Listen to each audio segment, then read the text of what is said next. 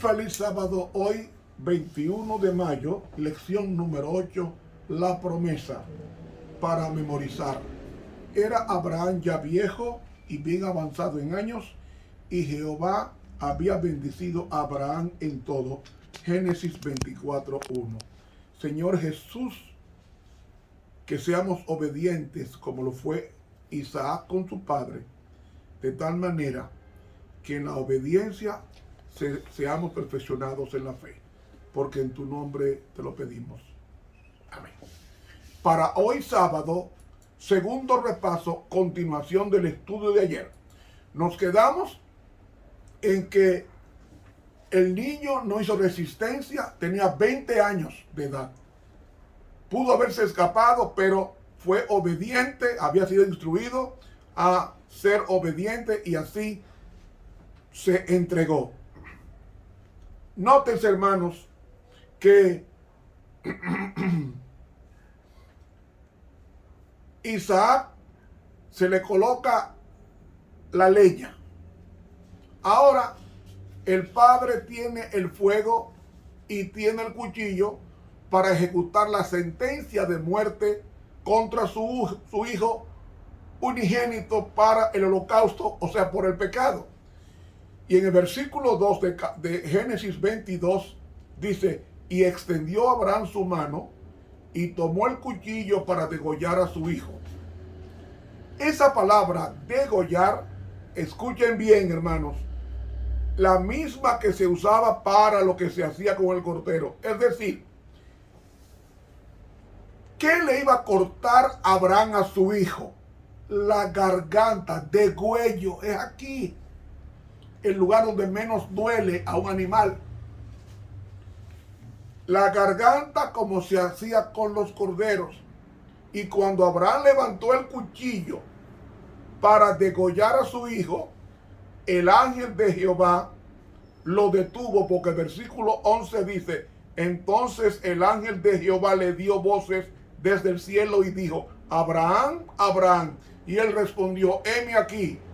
Y dijo: no extiendas tu mano sobre el muchacho, ni le hagas nada, porque ya conozco que eres temeroso de Dios, por cuanto no me rehusaste tu hijo, tu único. Amigo, Abraham, según esta historia, levantó un altar y colocó a Isaac sobre el altar e invocó el nombre de Jehová.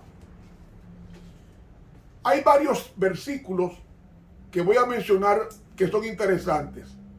Esa expresión, invocar el nombre de Jehová, es muy especial en el Antiguo Testamento. La primera vez que se usa es en Génesis 4:26, a donde dice que Set y sus descendientes invocaron el nombre de Jehová. Simiente santa. En Génesis 12:8 dice: construyó Abraham un altar e invocó el nombre de Jehová. En Génesis 13, versículo 4 dice: levantó Abraham un altar e invocó a Jehová. En Génesis 26:25 dice que Isaac construyó un altar e invocó el nombre de Jehová. En 1 Crónicas 21:26, que leímos ayer, dice: construyó un altar, colocó sobre el altar el holocausto e invocó el nombre de Jehová. En 1 Reyes 18:36 y 37 dice que Elías colocó un holocausto sobre el altar e invocó el nombre de Jehová. Es decir, cada vez que se construye un altar y se hace un sacrificio, los grandes héroes del Antiguo Testamento invocaban el nombre de Jehová. Ahora, ¿por qué es importante eso? En el monte Moriah, donde Abraham iba a sacrificar a su hijo, Abraham invocó el nombre de Jehová. ¿Saben ustedes en realidad el nombre de quién estaba invocando? En Hechos 2:21 dice, en el día de Pentecostés, Pedro: y todo aquel que invocare el nombre del Señor será salvo. Es decir, el nombre de quien estaba invocando Abraham.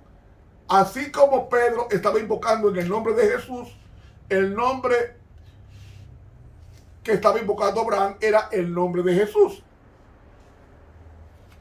El nombre de quien estaba invocando Elías, el nombre de Jesús.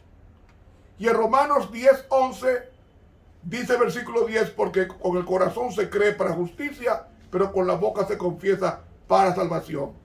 Pues la Escritura dice, todo aquel que en él creyere no será avergonzado, porque no hay diferencia entre judío y griego, pues el mismo que es Señor de todos, rico es para con todos los que le invocan, porque todo aquel que invocare el nombre del Señor será salvo. Ve, la misma expresión, y me hace recordar también en Hechos 4:12, donde dice que no hay otro nombre dado a los hombres bajo el cielo por el cual podamos ser salvos, sino en el nombre de Jesús. Es decir, Abraham estaba invocando cuando estaba ofreciendo en holocausto por el pecado, estaba ofreciendo el nombre de Jesús. Pero la historia no termina ahí. Génesis 22:13 dice que el ángel detuvo la mano a Abraham. Ahora, ¿qué pasó después de detener la mano? Se necesitaba un holocausto por el pecado. Isaac no iba a hacer ese holocausto, porque en el versículo 13 dice, entonces alzó Abraham sus ojos y miró, y he aquí a sus espaldas un carnero trabado en un zarzal por sus cuernos, y fue Abraham y tomó el carnero y lo ofreció en holocausto en lugar de su hijo. ¿Qué fue lo que se halló? Un carnero. ¿Saben lo que es un carnero? Un carnero es un cordero macho. ¿Saben que el carnero era el que se ofrecía en el sacrificio de la mañana y la tarde? En Éxodo 29:18 nos dice eso. Nos dice que ese era el animal que se sacrificaba mañana y tarde sobre el altar por el pecado. Dice, y quemarás todo el carnero, versículo 18, sobre el altar es holocausto. Es holocausto de olor grato para Jehová, ofrenda quemada a Jehová. Y en Génesis 22:14 dice, y llamó Abraham el nombre de aquel lugar Jehová Jireh, es decir, Jehová proveerá. Por tanto, se dice hoy, en el monte de Jehová será provisto. Ahora, hay un punto más que necesito recalcar antes de que vayamos a ver el cumplimiento de esta historia. ¿Saben ustedes que en figura Isaac resucitó al tercer día? En figura sí, porque en Hebreos 11:19, y es muy interesante este texto, porque nos dice, por lo menos en la mente de Abraham y de Isaac, que ya era hombre muerto. Pero en el monte, figurativamente, Isaac resucitó de los muertos al tercer día cuando llegaron. Y el texto, el versículo 19, pensando que es poderoso para levantar aún entre los muertos, ¿de dónde? De donde en sentido figurado también lo volvió a recibir. Pregunto, ¿recibió figurativamente Abraham a su hijo de entre los muertos según este texto de Hebreos 11:19? Sí. Ahora escuchen, Isaac es un doble símbolo. Durante la mayor parte de la historia, Isaac representa a Jesús. Por ejemplo, cuando carga la leña, cuando el padre lleva los instrumentos de castigo, cuando es colocado sobre la leña, cuando se le va a degollar, cuando él sumisamente acepta la voluntad de su padre. Hasta ahí representa a Jesús. Pero luego, como Isaac en realidad no muere, había que conseguir otro símbolo para representar el otro aspecto de la muerte de Jesús. Y allí entonces Isaac llega a representarnos a nosotros que debemos morir. Pero hay un carnero en holocausto por el pecado. ¿Qué representa a quién? A Jesús, quien murió en nuestro lugar. Es decir, Isaac juega el papel de Jesús hasta el momento que está en el altar y sobre el carnero, que llega a representar a Cristo. E Isaac llega a representarnos a nosotros porque en el carnero muere en nuestro lugar. ¿Qué representa toda esta historia? ¿Creen ustedes que Abraham entendió todo lo que significaba esa historia? ¿Ustedes creen que Abraham entendía que esa historia era más profunda que solamente llevar a su hijo para sacrificar por ahí en un monte? Él lo entendía muy bien, En Juan 8:56, y aquí se nos dice que Abraham entendió muy bien que esto representaba algo más que su hijo literal, porque dice que Abraham, vuestro padre, se gozó de que había de ver mi día, y lo vio y se gozó. Y en Gálatas 3:8 dice, y la escritura, previendo que Dios había de justificar por la fe a los gentiles, dijo, dio de antemano la buena nueva, o sea, el evangelio, a Abraham diciendo, en ti serán benditas todas las naciones. Pregunto, ¿a Abraham se le predicó el evangelio de antemano según este pasaje? Claro que sí. Abraham entendió muy bien lo que representaba esta historia. Entendió que este sacrificio en realidad representaba el sacrificio de la simiente prometida.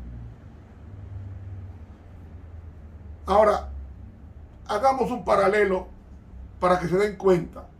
Mateo 1:18 nos dice que el Señor Jesucristo nació por un milagro del Espíritu Santo, igualito que Isaac, porque su mamá no podía concebir. Dice que fue concebido, el nacimiento de Jesucristo fue así, estando desposada María, su madre, con José. ¿Qué pasó? Se dio cuenta que había concebido. ¿De quién? Del Espíritu Santo. Es decir, así como Isaac era un hijo de milagro, así como de Isaac era un hijo de milagro, Jesús, la simiente prometida, también era hijo de un milagro. Y así como Isaac era el hijo del anciano de días, Jesús era el hijo del anciano de días. Y así como Abraham tuvo que esperar mucho tiempo para que el hijo llegara, el mundo tuvo que esperar mucho tiempo para que Jesús llegara, para que Jesús viniera al planeta. Pero cuando vino el cumplimiento del tiempo, Dios envió a su hijo. Y lo interesante es que este hijo del anciano de días o de grande edad, que nació por obra del Espíritu Santo, como lo fue Isaac, en los evangelios se llama el hijo amado. Por ejemplo, en Marcos 1:11, vamos al versículo 9.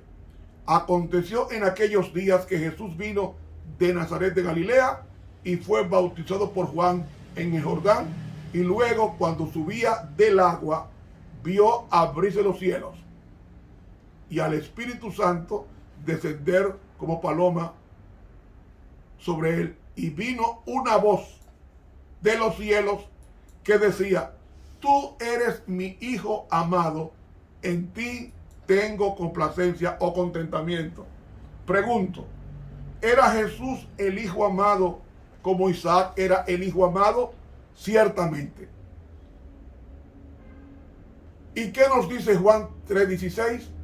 Porque de tal manera amó Dios al mundo que ha dado a su hijo unigénito. Es el mismo caso de Isaac. ¿Era Isaac el hijo unigénito? El único hijo como ese, el especial, el tesoro especial. Mire, a Jesús se le da el mismo nombre que el nombre que tenía Isaac. Y yo pregunto, ¿el Señor Jesucristo fue sacrificado en holocausto como olor agradable a Dios? En Efesios 5:2 dice, y andad en amor, como también Cristo nos amó y se entregó a sí mismo por nosotros, ofrenda y sacrificio a Dios en olor fragante. La mismita expresión que vimos en el Antiguo Testamento, como se describe el holocausto que se ofrecía por el pecado. Ahora yo pregunto, ¿por cuánto tiempo duró la agonía de Dios Padre en los sufrimientos de Jesús? 3 días y 3 noches. Esto dice Mateo 12:40. Que nos dice que Jesús estuvo en su agonía. Se expresa como el centro de la tierra. Su agonía comenzó el jueves por la noche, por un periodo de 3 días y 3 noches. ¿Cuánto tiempo agonizó Abraham en su viaje cuando iba a ofrecer a su hijo? 3 días, hasta que llegó a morir. El mismo periodo de tiempo.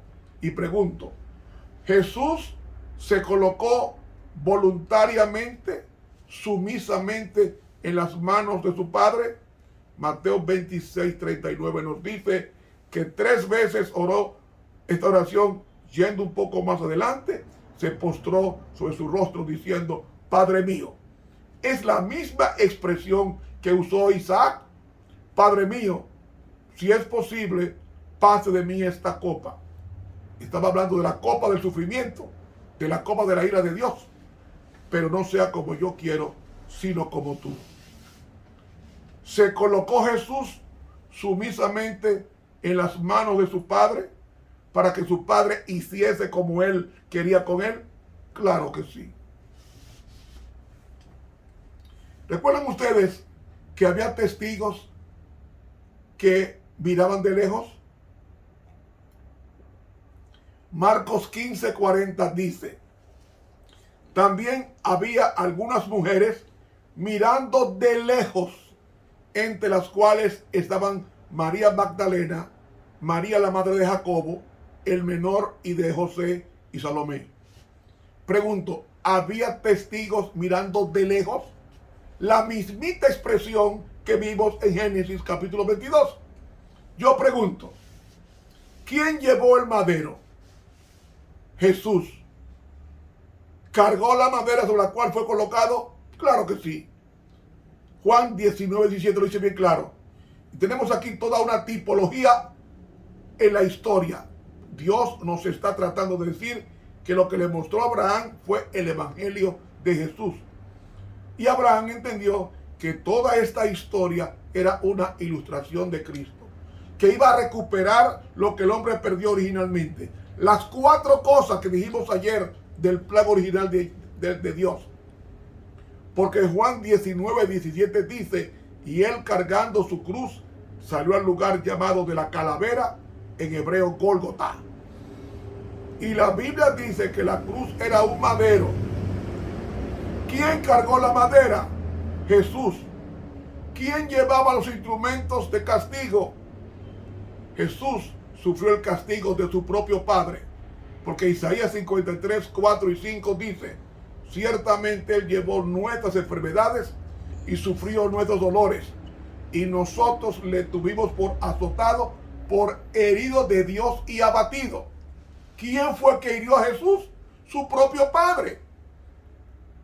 Lo mismo que iba a suceder con Isaac. Su propio padre lo iba a degollar. Y el versículo 5 dice, mas él herido fue por nuestras rebeliones, molido por nuestros pecados. El castigo de nuestra paz fue sobre él, y por su llaga fuimos nosotros curados. Pregunto, ¿Jesús sufrió en lugar nuestro como el carnero sufrió en lugar de Isaac? Sí, Señor. Nos dice que Él sufrió nuestros dolores, llevó nuestro castigo, el castigo de nuestra paz sobre Él, y dice que fue azotado y herido de su propio Padre. En 2 Corintios 5:21 dice, el que no conoció pecado, Dios lo hizo pecado, como sucedió con el carnero, que era inocente, para que nosotros pudiésemos ser hallados justicia de Dios en él. ¿Qué día resucitó Isaac de los muertos en figura? Hebreos 11:19 dice al tercer día. ¿Qué día resucitó Jesús? 1 Corintios 15:3 dice, porque primeramente os he enseñado lo mismo que escribí, que Cristo murió por nuestros pecados conforme a las Escrituras, y que fue sepultado y que resucitó al tercer día conforme a las Escrituras. ¿De dónde creen ustedes que viene esa referencia de que iba a resucitar al tercer día? Dice conforme a las Escrituras del Antiguo Testamento. Tiene que ser la historia de Génesis 22, porque ahí dice que figurativamente Isaac resucitó de los muertos. Y en Romanos 8:32 nos dice, el que no escatimó ni a su propio hijo, sino que lo entregó por todos nosotros, ¿cómo no nos dará también con él todas las cosas? Pregunto, ¿quién es el centro de la lección de esta semana? ¿Abraham? ¿Isaac? No, el centro de esta lección es Cristo Jesús. Porque Abraham vio el día de Jesús, entendió que aquí la clave era la simiente y no Israel ni él. Abraham entendió que él no iba a traer bendición. Entendió que él no iba a recuperar el trono. Entendió que él no iba a recuperar la tierra. Abraham entendió que él no iba a venir a una multitud de gente redimida, de gente santa, que nadie podía contar. Él sabía que solamente él era el instrumento para traer al mundo al Mesías prometido. Gálatas 3:16 nos dice, ahora bien, a Abraham fueron hechas las promesas y a su simiente. No dice y a las simientes como si hablase de muchos, sino como de uno, y a su simiente, la cual es Cristo. Pregunto, ¿quién era el que iba a recuperar todo lo que se perdió? La simiente de Abraham, que no eran muchos, sino era solamente uno, y la simiente prometida era no Isaac, sino Cristo Jesús. Resumiendo el estudio, quiero que recuerden que las 4 promesas originales eran: primero, vas a reinar. Segundo, la tierra va a ser tuya. Tercero, la bendición. Y cuarto, una descendencia que llene la tierra de una raza santa, de una raza pura. Ahora, todo eso se perdió con el pecado. ¿Quién lo va a recuperar? La simiente de Abraham. En Lucas 1:71 dice que cuando Jesús nació para crear dominio sobre sus enemigos. Y está hablando principalmente de los enemigos espirituales. Y en Daniel 7:26 y 27 nos dice que cuando termine la historia del pecado, Jesús recibirá el reino y dará el reino a los santos del Altísimo. Es decir, Jesús recuperará el reino que perdieron Adán y Eva. Ahora hago esta pregunta. ¿Quién es el que va a recuperar la tierra como nuestra posesión? No cabe duda de que es Jesús. Porque dice la Biblia que los santos tomarán la tierra por heredad. ¿Quién ha preparado la ciudad a donde van a habitar los hijos de Dios? Dice Hebreos, porque Dios les ha preparado ciudad. ¿Quién es el que recupera la tierra para el hombre, para devolvérsela al hombre? No fue Abraham, porque Abraham pecó. No fue Isaac, porque Isaac pecó, porque mintió. Es Jesús, la simiente prometida. ¿Quién es el constructor de la santa ciudad, la Nueva Jerusalén? ¿Quién es el que va a traer de nuevo la bendición? Es Jesús. Porque en Apocalipsis 22:3 dice que en la tierra nueva no habrá más maldición. ¿Sabe por qué? Porque el Señor Jesucristo quitó la maldición por su muerte en la cruz. Leemos en Gálatas 3, 13 y 14. Cristo nos redimió de la maldición de la ley. ¿Cómo lo hizo?